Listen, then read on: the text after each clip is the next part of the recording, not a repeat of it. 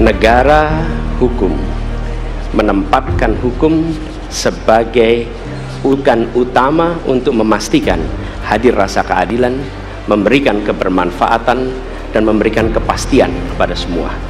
Ini harus dipegang teguh oleh pemegang kekuasaan, baik yang di puncak dan seluruh jajaran. Tapi apa yang terjadi? Banyak aturan ditekuk sesuai dengan kepentingan yang sedang memegang kekuasaan. Apakah ini akan diteruskan? Tidak. Ini harus diubah, ini harus dikembalikan. Kemudian kita menyaksikan betapa pada hari-hari ini tatanan ketika kita menyelenggarakan pemerintahan sering tidak sesuai dengan prinsip-prinsip hukum yang kita pegang. Karena itulah kami melihat perubahan ini harus kita kembalikan. Negara ini adalah negara hukum, bukan negara kekuasaan. Dalam negara hukum, kekuasaan diatur oleh hukum.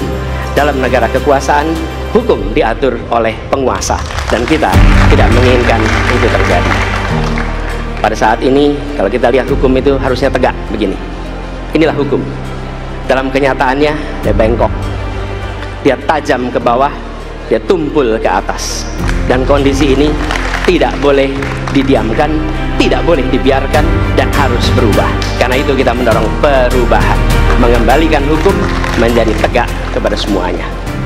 Dan bila kita saksikan hari ini ada satu orang milenial bisa menjadi calon wakil presiden, tetapi ada ribuan milenial generasi Z yang peduli pada anak-anak bangsa, yang peduli pada mereka yang termarginalkan.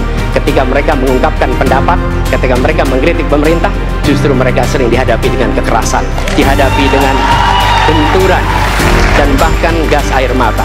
Apakah kondisi ini akan dibiarkan? Tidak, kita harus lakukan perubahan. Oleh karena itu, kami memperhatikan ini sebagai hal-hal yang mendasar. Yang mengalami kekerasan rumah tangga, lapor pada negara, tidak diperhatikan, dan dia meninggal korban kekerasan. Apakah akan dibiarkan? Tidak, ini harus diubah. Protes hasil pemilu, apa yang terjadi? Dia tewas sampai dengan hari ini, tidak ada kejelasan. Apakah ini akan dibiarkan? Tidak, ini harus.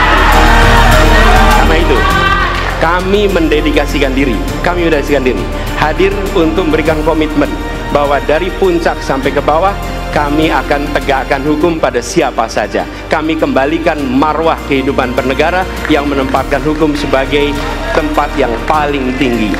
Dan ketentuan itu berlaku kepada semua, termasuk ketika menyangkut urusan ASN, menyangkut urusan TNI dan Polri.